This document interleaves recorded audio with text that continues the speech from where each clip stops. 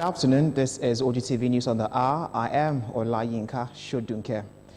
Henceforth, no articulated vehicle is permitted to travel on any flyover bridge in Ogun State. The governor of Ogun State, Prince Dakbo Abiodun, made this pronouncement while on an on-the-spot assessment of the inferno occasioned by a falling tanker carrying premium motor spirit, PMS. The governor assured of the best healthcare delivery for all victims.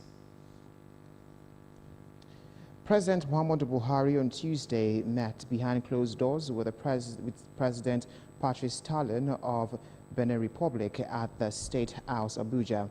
The Beninese leader, who arrived at the forecourt of the presidential villa at about 11:09 in the morning, was received by the president. Talon, who last met with the Nigerian leader in June 2019, was in the villa to thank President Buhari for reopening and for ordering the reopening of the Nigerian borders in December 2020. The president and the visiting Benin Republic leader are also expected to discuss security and bilateral matters as well as other sub-regional issues. Police in Benue State on Tuesday arraigned a 17-year-old girl, Esther Alex, who set her boyfriend ablaze in court. The prosecutor, Inspector Dominic Ochaba, who asked the accused be remanded in the correctional center, Makadi, said the investigation into the matter was still ongoing.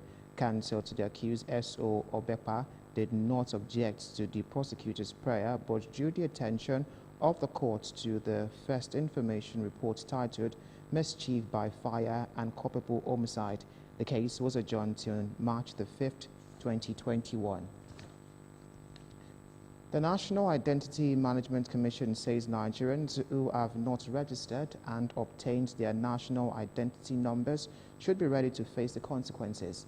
NIMC, in a tweet on Tuesday, said by order of the federal government, Tuesday is given as a last chance to register or face the wrath of what comes next. On December the 15th, 2020, all SIMs that were not registered with valid NINs on the network of telecommunications companies would be blocked. It later extended the deadline to January the 19th, 2020.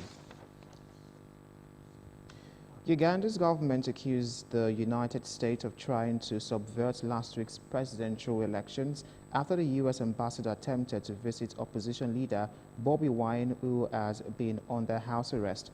U.S. Ambassador Natalie Brown, who was stopped from visiting Wine at his residence in the suburb of the northern outskirts of the capital, the embassy said in a statement. The mission said Brown wanted to check on the health and safety of Wine, who became famous after years of singing about government corruption, nepotism, and charges, which are the charges the government have denied. Government spokesman Ofono Opondo said Brown had no business visiting Wine. The United Nations said on Tuesday that $76 million was urgently needed to help over 1 million people in southern Madagascar facing potential life-threatening shortage of food, water, and health assistance.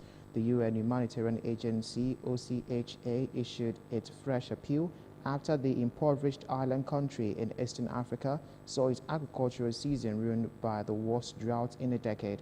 At the same time, the economic impacts of COVID-19 pandemic and the lockdowns implemented to halt the spread of the virus have amplified the heat from the drought. The third in a row, it said. More than 135,000 children under the age of 5 are now subjected to be suffering from acute malnutrition in the south of the country in the coming months. And that's it on our News on the Hour. Thank you very much for watching. Join us again by 6 p.m. for more news updates.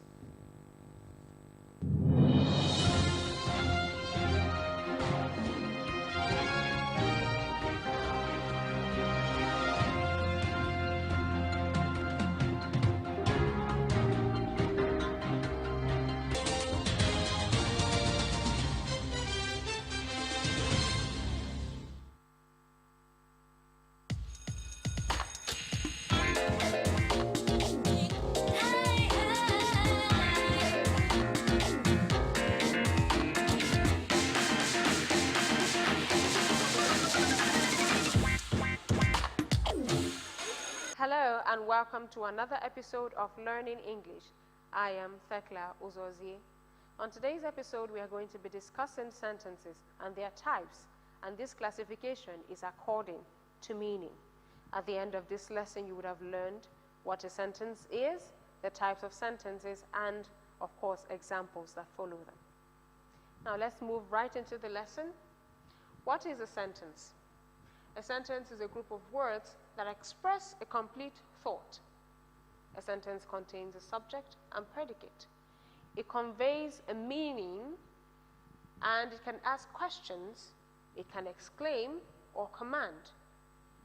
Sentences consist of a main clause and sometimes one or more subordinate clauses.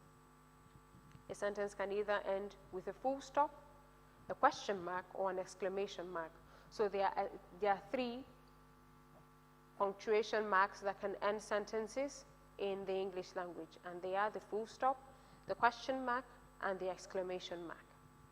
What are the types of sentences? We have 4 types of sentences, and this classification is according to meaning. The first type of sentence we have is the declarative sentence. We have the imperative sentences, interrogative sentences, and exclamatory sentences. Now, declarative sentences are the types of sentences that simply relay information. They're just giving us information. They're not asking us questions. And this type of sentence is the most basic type of sentence in the English language. We tell people things all the time. We just give them information. We are not asking questions. So declarative sentence is mostly used in speech and in everyday language. They are written in the present simple tense and can be simple or compound sentences.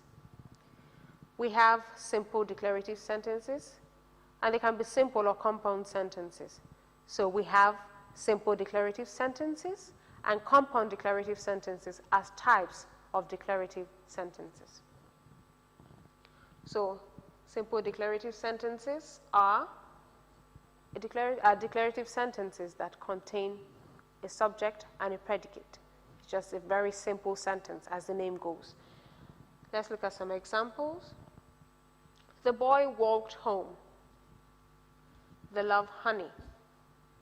I am a teacher. She is my student. I saw a purple car today. Birds sing. He is a hunter. The sky is blue. The sky is blue. She is 10 years old.